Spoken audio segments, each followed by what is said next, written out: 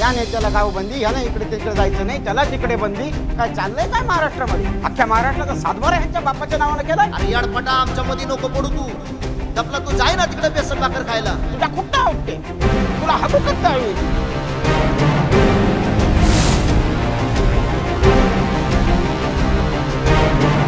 आणि या गोळीबाराचा आदेश कोणी दिला ही देशाला कळलंच पाहिजे. त्या बाळाला कोणीतरी सांगा रे, माझ्या नको नादी लागू म्हणा. अख्खं आयुष्य आंदोलनात घालवलेला माणूस आहे मी. 70 वर्ष तू एकट्याने लुटलं ना, आणि तुला तर मी आता कसाच सोडित नाही. तुझी निस्ती केस पांढरी होऊन काय उपयोग रे तुझा? नुसतं एका समाजाविषयी आकस.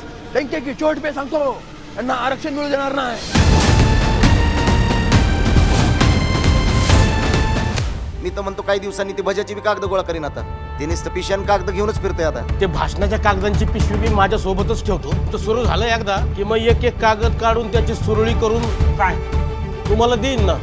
पण आता मराठ्यांना आरक्षणापासून कोणीच दूर ठेवू शकत नाही. मी बी आरक्षण घेतल्याशिवाय कसाच मागे हटत आहे. होऊन जाऊ दे आता काही. ब्रह्मदेव जरी आला तरी यांचं मागासले पण सिद्ध करू शकत नाही. एक तर मराठ्यांच्या आरक्षणाची विजय यात्रा निघन, नाही तर माझी अंत्ययात्रा निघन. जिथे जिथे ते लोक सभा घेतील आपण तिथेच घ्यायची त्याला प्रत्युत्तर म्हणून. आमचा तुम्हाला विरोध नाही, तुम्ही बी आम्हाला विरोध करू नका, नाहीतर कुठं उपटीत असतो मी. आता ही गप्पा बसणार. आता होणार आपला महाएल्गार.